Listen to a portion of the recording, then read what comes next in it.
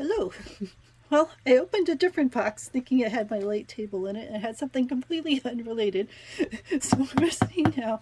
Hopefully this has the light table in it, because I want to show you guys both the opening process and then how it works. So this part of the video is the opening, and then I will connect on a video of how it works so you can see the basis of how a light table works.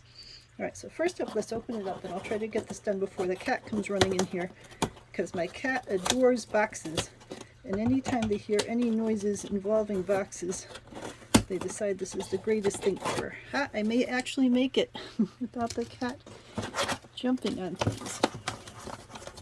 Come on, box.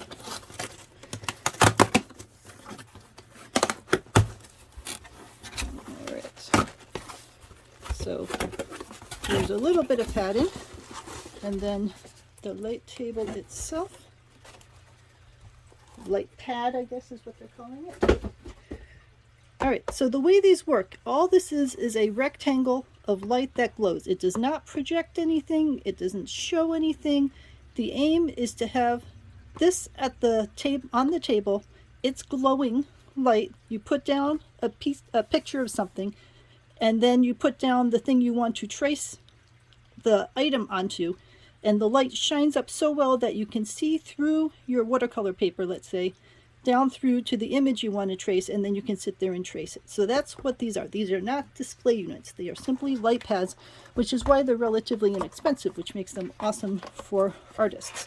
In the old days, these kinds of tables were quite expensive because you had to buy, lots of incandescent bulbs and all that other kind of stuff. But nowadays with LED stuff, they are far cheaper, so we should look at this as a great benefit that the art world has these available now. Alright, so there's a little bit of padding in there. There's the USB cable, and these things are magnets. Here, we'll show you, so that you can hold your artwork down onto the item. So LED copy board. So here's the LED. Open this up. Here, I'll just put a ruler here. Well, here comes the cat, but luckily we have already gotten past the scissors stage. So we have regular USB. Note that I do not see that it comes with a wall wart, so you have to have your own item to stick the USB cable into to get it to plug into the wall. But for most of us, we have a lot of those things around the house, so that's not a problem. Alright, so we got a nice long cable, which is always useful. This end is a USB-C. It's the kind that's rounded on both sides, not the kind that is flat on both sides. The connector for it is right there.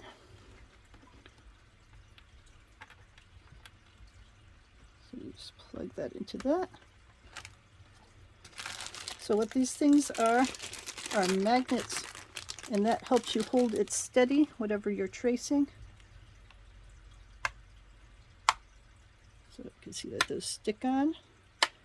And actually, I thought I'd have to do this in 2 swaths, but let's see if I can do this fairly quickly in 1 swath so that you can see how this works.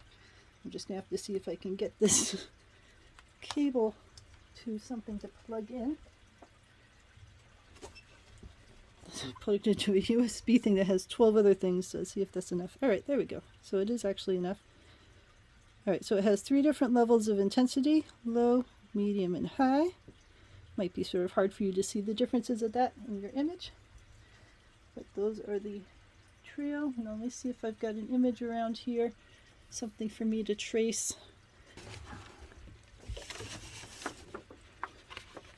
Alright.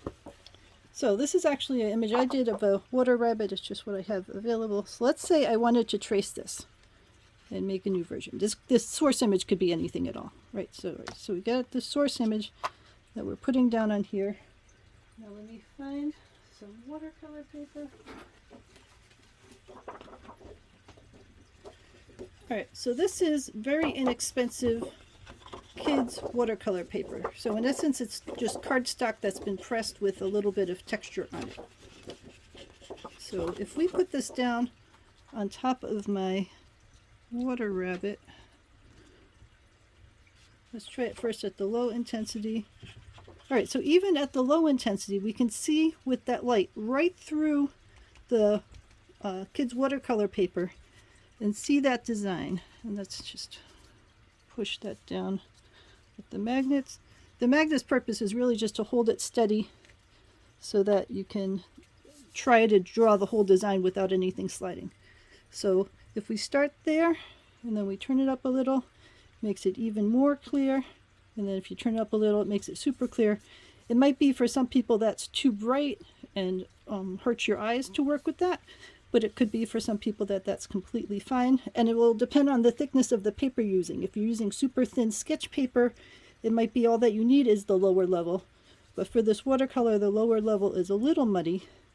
The middle level is nice and clear for me for this paper. And then the higher level is also clear, and I don't think that that would hurt my eyes, but it might be necessary at that higher level to do thick paper. All right, so then all I would do is take a pencil and sit there and sketch the design on the top layer, and that way when I'm done and I turn this off, I'll have the whole design sketched with pencil or pen or whatever I chose on this top layer of paper. And then I could take off the magnets, take off the top layer, take off the bottom layer, and do something else. So that's what this light pad is about. It does not project anything itself. All it is doing is showing a light. It does have rulers down the side. It's able to take the weight of a cat standing on it. So let me know if you have any questions about what this does and how it works.